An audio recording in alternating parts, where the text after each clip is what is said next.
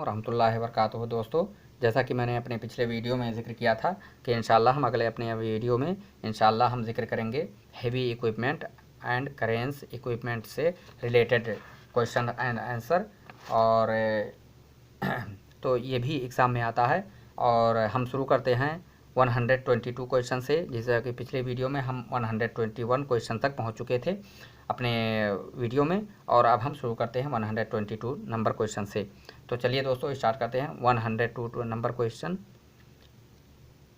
जो कि रिलेटेड है हेवी इक्विपमेंट से। Identify 3 potential hazards when using machines powered internal combustion engines. 3 potential hazard को आइडेंटिफाई करें जब हम ऐसा मशीन यूज़ करते हैं जो कि कंबशन इंजन पर मुश्तमिल हो। कंबशन इंजन का मतलब है कि जो धुएं वाली मशीन हो, जो धुआं देती हो, जैसे कि हम ट्रक यूज़ करते हैं या और यानी डीजल वाली जिससे भी धुआं निकले उसको कंबशन इंजन मशीन कहते हैं। आंसर है उसका exhaust fume, toxic, oxygen deficient atmosphere, high noise and fire. जब हम धुएं वाली मशीन का इस्तेमाल करते हैं तो उससे क्या हैज़र्ड होते हैं? एग्जॉस्ट फ्यूम होता है, यानी जो फ्यूम होता है वो एग्जॉस्ट होता है, एग्जॉस्ट फ्यूम या टॉक्सिक यानी जहरीले उसके फ्यूम से और धुएँ वगैरह होते हैं। ऑक्सीजन डिफिशिएंट एटमॉस्फेयर, और एटमॉस्फेयर जो है वो ऑक्सीजन लेस हो जाता है। और हाई नॉइज़ एंड फायर, और इसी तरह से हाई नॉइज़ होती है, बहुत तेज़ आवाज़ होती है, एंड फायर और आग होती है उसमें, क्योंकि ये धुएँ के साथ कभी कभी आग भी निकलता है, आप देखते होंगे। Question number 123, name 3 things that should be checked when inspecting a gasoline और डीजल पावर्ड मशीन। 3 चीज़ों के नाम बताओ जिसे हमें चेक करना चाहिए जब हम गैसोलीन या डीजल पावर्ड मशीन का जब हम चेकिंग कर रहे हों। जब हम डीजल या गैसोलीन पावर की मशीन की चेकिंग कर रहे हों तो 3 चीज़ें हमें क्या चेक करनी चाहिए वो बताएं। Answer fuel system, muffler and electrical wiring. Fuel system को चेक करना चाहिए, मफलर को और इलेक्ट्रिकल वायरिंग को, ये तीनों चीज़ें हमें चेक करनी चाहिए। Question number 124, what should always be available when operating an internal combustion engine.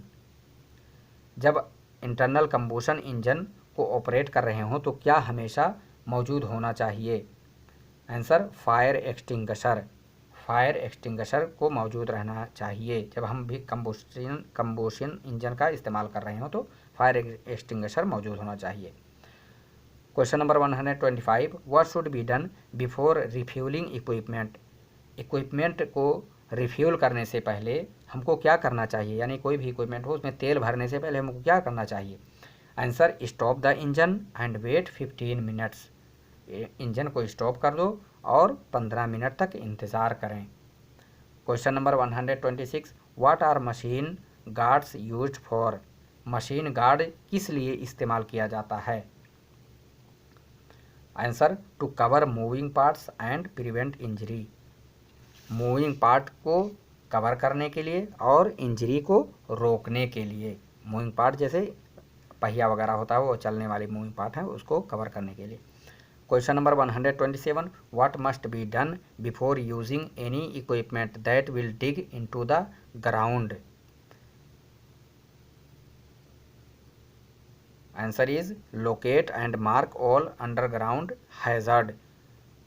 Question है what must be done before using any equipment, यानी कोई भी इक्विपमेंट का इस्तेमाल करने से पहले जो अंडरग्राउंड को डिगिंग कर रही हो उसका इस्तेमाल करने से पहले हमें क्या करना चाहिए? तो locate, answer is locate and mark all underground hazard, यानी अंडरग्राउंड हैज़र्ड को हमको लोकेट करना चाहिए और मार्क करना चाहिए, यानी निशान लगा देना चाहिए। Question number 128, what should be done when towing trailer mounted equipment in congested area और नियर प्लांट इक्विपमेंट। जब हम इक्विपमेंट को यानी टोविंग ट्रेलर माउंटेड इक्विपमेंट को यानी बड़े इक्विपमेंट को हम कंजेस्टेड एरिया में लेकर जा रहे हों तो हमें क्या करना चाहिए, या प्लांट के करीब हम लेकर जा रहे हों तो हमें क्या करना चाहिए? आंसर असाइन आ स्पॉटर और सिग्नल पर्सन। तो स्पॉटर का को असाइन करना चाहिए ताकि वो हमें रास्ता बताए या हमें रास्ता दिखाए। Question number 129, what can be done to prevent heavy equipment from hitting equipment or people while it is being operated. हमको क्या करना चाहिए कि इक्विपमेंट जो है यानी आदमियों को उससे चोट ना लगे। जब हम उसे लेकर जा रहे हों तो हमें क्या करना चाहिए कि आदमी को उससे चोट ना लगे हेवी इक्विपमेंट से। Answer use a flagman and barricades, flagman और बैरिकेड का इस्तेमाल करना चाहिए। Question number 130, what should you do when working near heavy equipment to keep from being hit by the machine. तुम क्या करोगे कि हैवी इक्विपमेंट से यानी चोट ना लगे, जो लोग आजू बाजू में काम कर रहे हैं उनको चोट ना लगे। Answer use eye contact and stay out of blind spots. Eye contact का इस्तेमाल करें यानी आँखों से अपने देखते रहें और इसी तरह ब्लाइंड स्पॉट से दूर रहें यानी जो अंधेरे वाले एरिया हैं वहाँ से दूर रहें।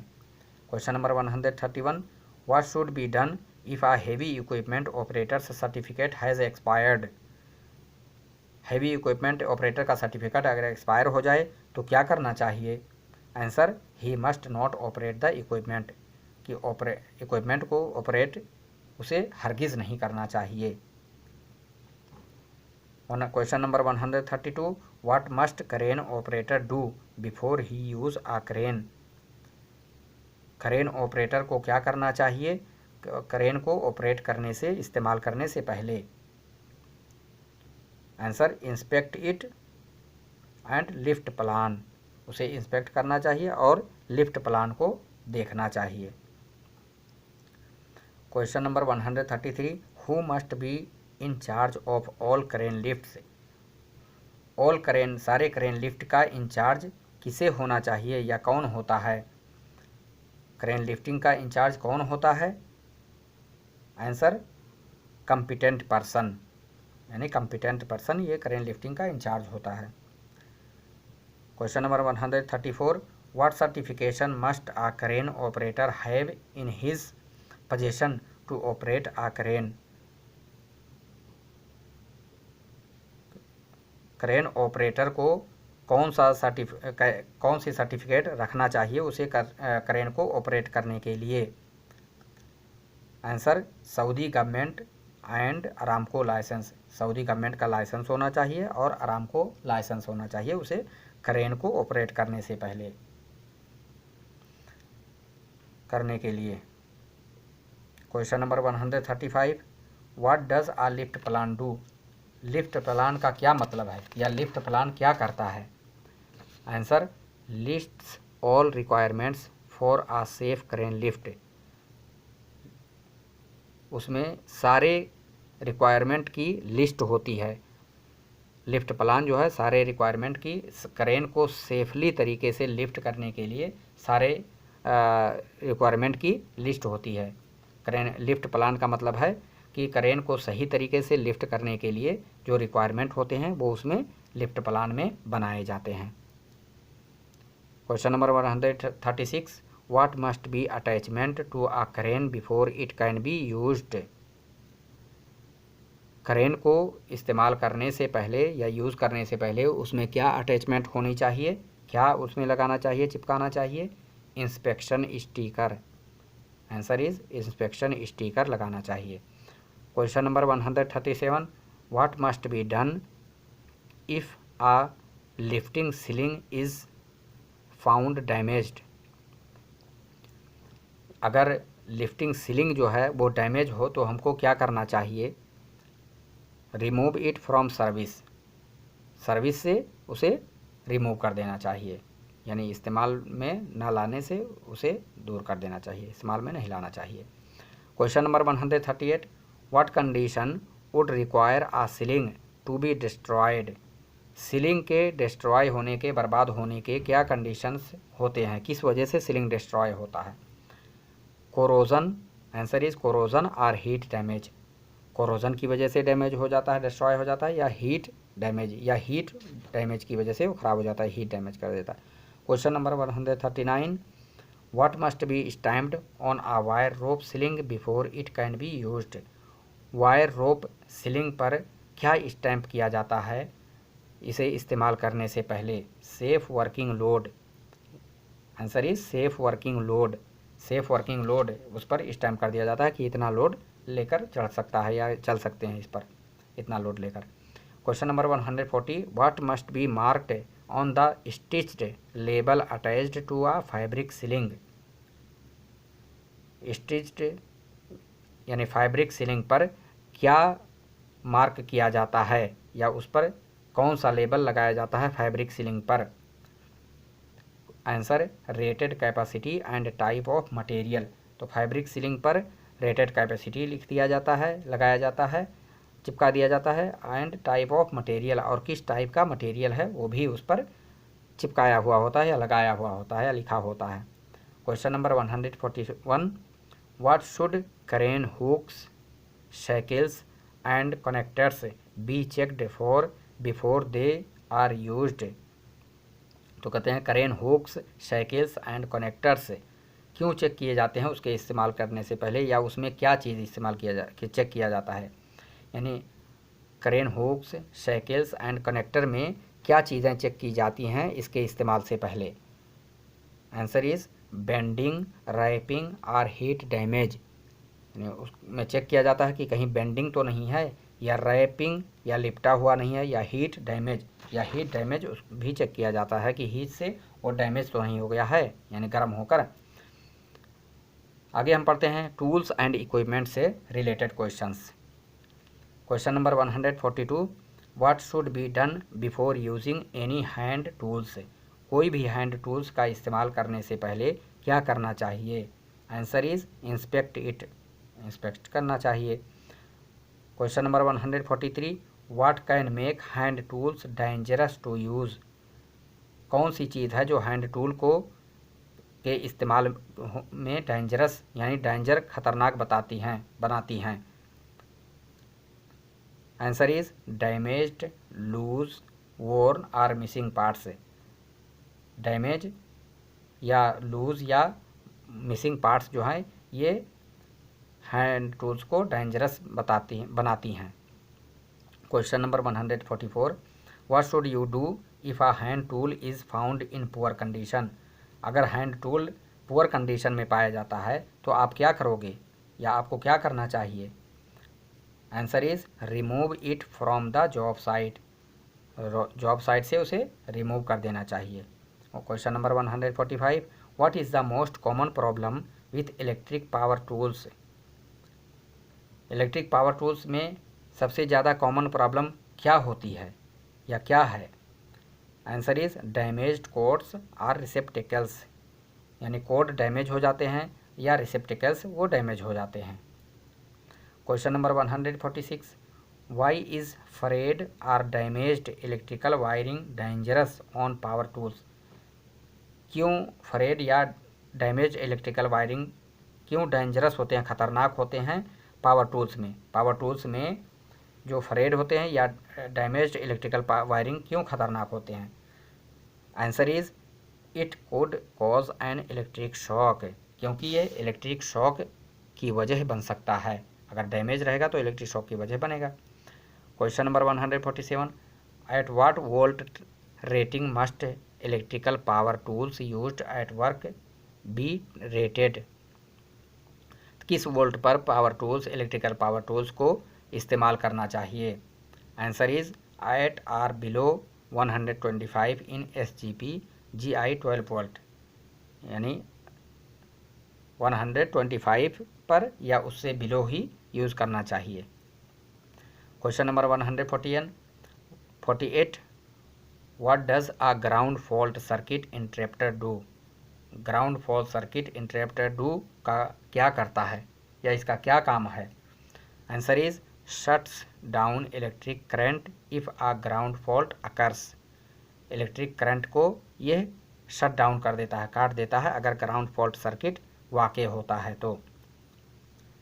Question number 149, identify one hazard when using cartridge. एक हैज़र्ड को आइडेंटिफाई करो जब कार्ट्रिज का इस्तेमाल किया जाए। Answer operated tools. Operated tools. Question number 150, what safety equipment must be worn by a person using a cartridge operated tools. कौन सा सेफ्टी इक्विपमेंट पहनना चाहिए आदमी को जब वो ऑपरेटेड कार्ट्रिज ऑपरेटेड टूल्स का इस्तेमाल करे। Answer gloves, hearing and eye protection. Gloves पहनना चाहिए, हियरिंग और आई प्रोटेक्शन पहनना चाहिए।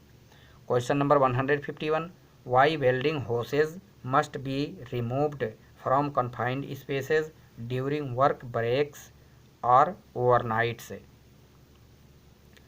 तो वेल्डिंग होसेज को कन्फाइंड स्पेस से क्यों रिमूव कर देना चाहिए ब्रेक्स या इसी तरह से ओवरनाइट के दरमियान में, यानी जब ब्रेक हो तो वहाँ से कन्फाइंड स्पेस से हमको ब्रेक के दौरान वेल्डिंग होसेस को क्यों रिमूव कर देना चाहिए।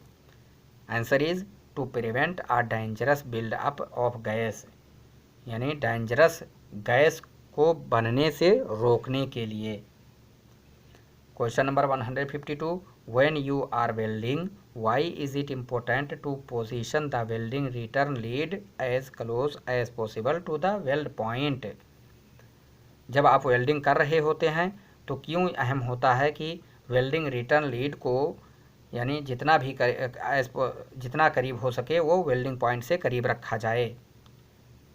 Answer is to prevent dangerous stray current, dangerous stray current को रोकने के लिए। Question number 153, why must portable welding machine that have 110 volt circuits be grounded. Portable welding machine जो 110 वोल्ट का है उसे क्यों ग्राउंडेड होना चाहिए। Answer is to prevent electric shock, electric shock को रोकने के लिए। Question number 154, why must welders and other workers nearby wear special eye and face protection. Welders या दूसरे वर्कर्स जो आजू बाजू में काम कर रहे होते हैं उन्हें फेस प्रोटेक्शन क्यों पहनना चाहिए।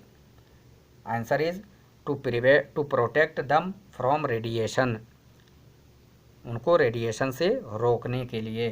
Question number 155, what safety equipment must a welder wear if he is welding in a confined space with poor ventilation. तो वेल्डर को कौन सा सेफ्टी इक्विपमेंट पहनना चाहिए अगर वो कन्फाइंड स्पेस में पुअर वेंटिलेशन के साथ काम कर रहा है। Answer is he must be use respirator, उसे रेस्पायरेटर का इस्तेमाल करना चाहिए। तो दोस्तों ये हमारा रहा question answer hazard recognition and control से related pre test review quiz and answer की है ये, और इसे हमें याद करना चाहिए क्योंकि इसमें से भी एग्ज़ाम में आता है और ज़रूर आता है, इसलिए दोस्तों इस पर भी ध्यान दिया जाए और समझें और इसको पढ़ें अपने ताईं। और अगर हमारा वीडियो और हमारी बातें पसंद आएँ तो हमें दुआओं में याद रखें और इसे लाइक करना और शेयर करना ना भूलिए। जज़ाकल्लाह खैर। अस्सलाम वालेकुम रहमतुल्लाहि व बरकातुहू।